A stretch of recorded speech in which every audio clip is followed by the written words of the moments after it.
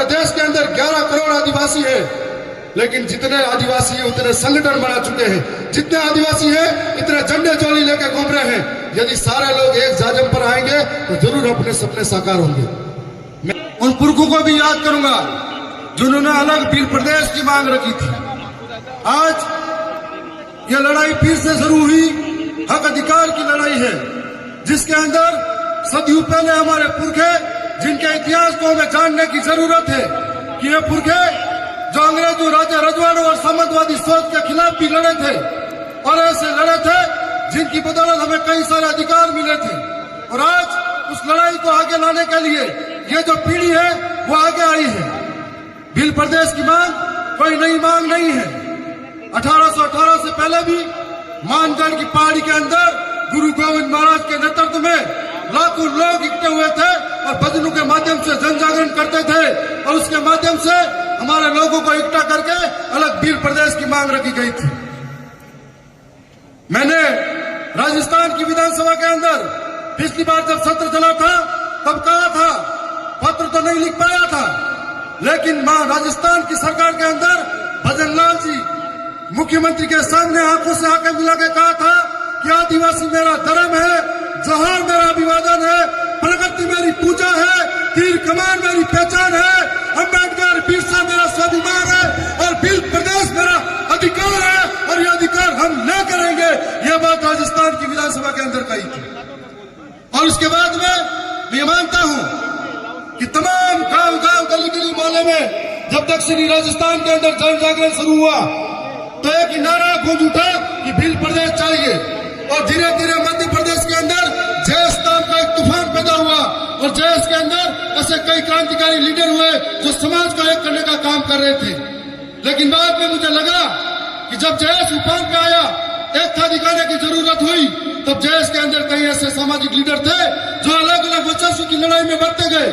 और इस सामाजिक लीडर ने यह नहीं सोचा कि जिस जमीन से हम उठे, जिन लोगों ने जिन आशा और विश्वास के साथ में हमें आगे लिया और जिस समाज के नाम पर पहचान बनाई और उस समाज का दामन छोड़ के अन्य लोगों के साथ में गए जब हमें अपनी जरूरत महसूस हुई। आज दक्षिणी राजस्थान के साथ साथ में गुजरात, महाराष्ट्र के अंदर भी ये लड़ाई भील प्रदेश की है जो घर घर पहुंची है।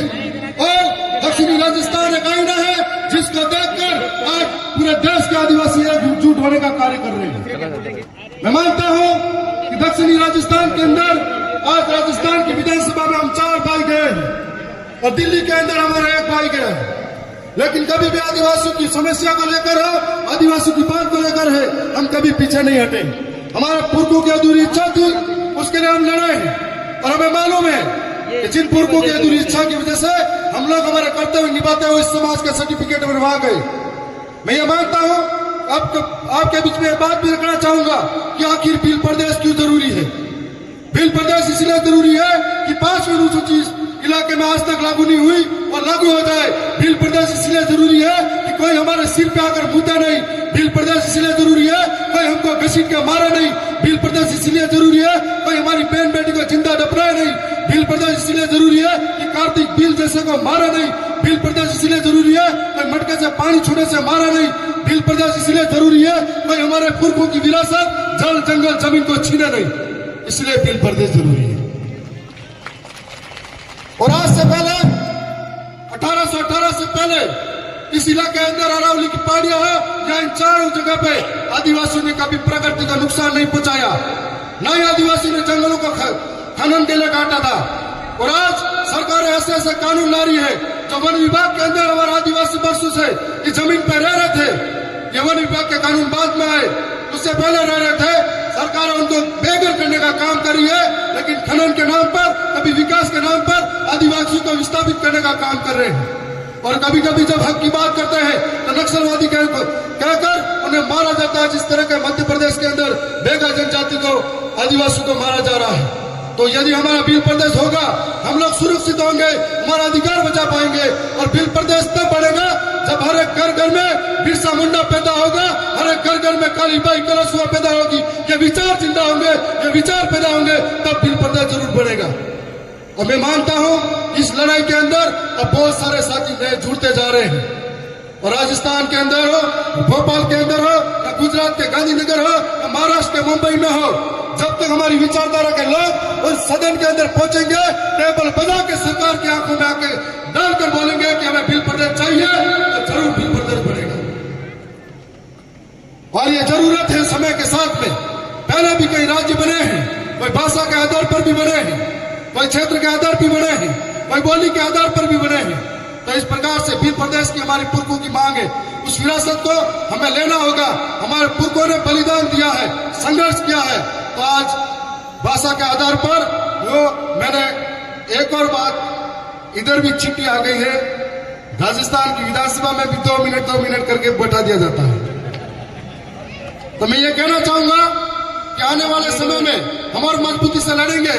मैं जिस समाज के सर्टिफिकेट से राजस्थान की विधानसभा में हूं, हमारे ऐसे ही समाज के सारे लोग यदि बिल प्रदेश की मांग करते हैं, 5वीं अनुसूची को धरातल पर लागू करने की बात करते हैं, विकास के नाम पर विस्थापित हो रहे समाज की बात करते हैं, तो जरूर बिल प्रदेश बनेगा।